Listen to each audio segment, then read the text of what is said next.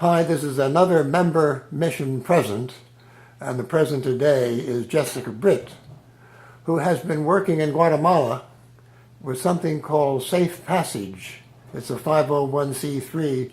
I'll let her tell you about it. What do some of the things say? Why did it start? What does it do? And what are some of the things that are done by Safe Passage? Sure. So Safe Passage is an organization that works in the Guatemala City garbage dump community. So there are thousands of people who work every single day in the Guatemala City garbage dump looking for recyclable materials that they can sell to make a living. The founder of Safe Passage, Hanley Denning, was originally from Maine, and she was just studying Spanish in Guatemala and Give her name saw again? Hanley Denning. Uh-huh. And she, a friend convinced her to go and see the garbage dump one day, and she basically saw it and saw that there were children just, living in the dump, working alongside their parents, and decided that she had to do something. So she called home. Her parents sold her laptop and her car, and with $5,000, she started the organization 13 years ago. Unfortunately, she has since passed away, but the mission continues on in Guatemala City.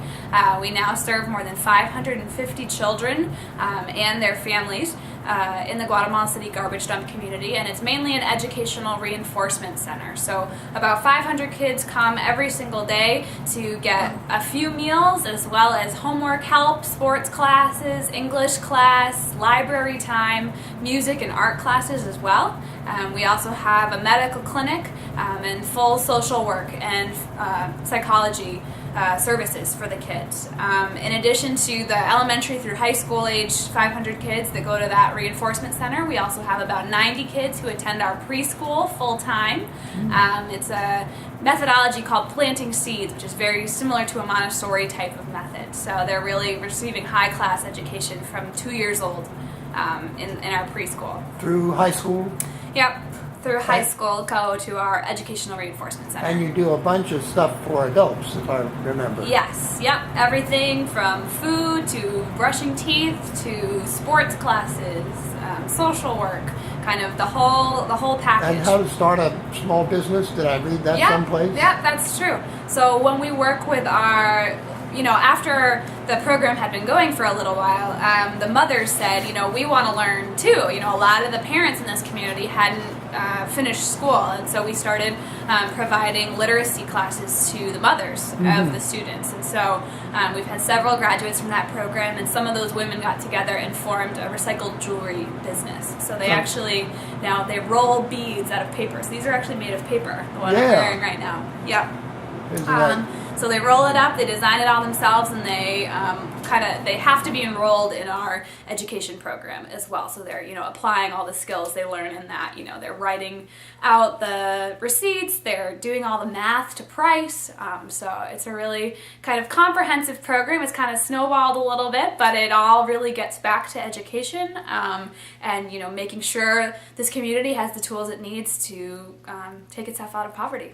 And that's the safe passage you're talking about, safe passage out of poverty into better living. Yes. And you enable that to happen. Yes, we do. What is it that drew you, what drew you to go down there on your own the first time?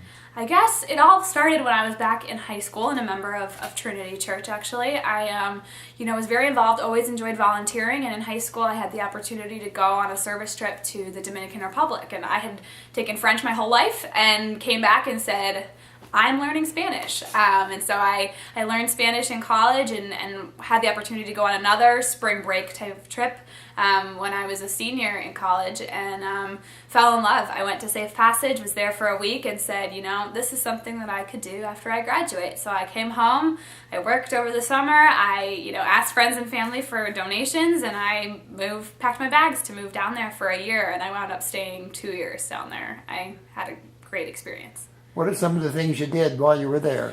When I first started, I was in a classroom. So I worked with 8th graders in the morning and 2nd graders in the afternoon because they come to the program when they're not in school. It's a reinforcement program. So I was helping with everything from making sure they all brushed their teeth and took their vitamins to helping the 8th graders with algebra in Spanish, which, I thought I spoke Spanish before I went there, but teaching algebra in Spanish is difficult.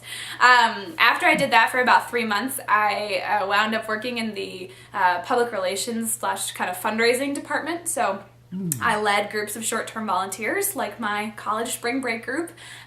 They would come down for a week at a time, and I would be their kind of tour guide, coordinator, and facilitator during their activities with the classes. So, translating and making sure everything ran smoothly. And then, towards the end of my time down there, I worked directly in fundraising in Guatemala.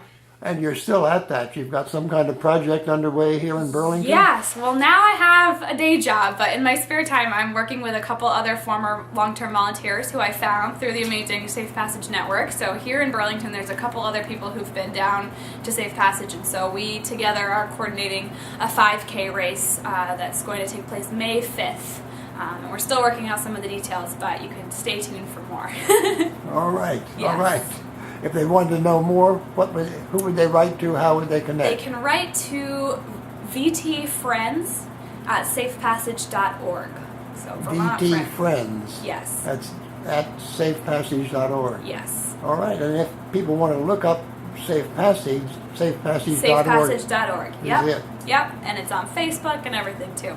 Grand. Yes. Last question. How did you see God at work in all of this work goes on at Safe Passage? Ooh, well, it is a completely kind of non-religiously affiliated organization, but when I went to church growing up and everything, the most important part to me was always community, and I think that that's something that Safe Passage really provides, is a sense of community, both for the kids and for their parents, as well as for all of the volunteers who are kind of witnessing, what is going on down there. I think it's a place where, the kids can really come and feel loved, which is something they so often don't get, in their homes. Their parents love them, but they are working so hard just to get enough food on the table, and so, getting the extra attention that they all deserve at Safe Passage is, I think, kind of the most magical part. We are all brothers and sisters, so that's good biblical stuff. Yes. And being cared for, caring for people like this. A rich story, Jessica. Thank you so much. Thank you.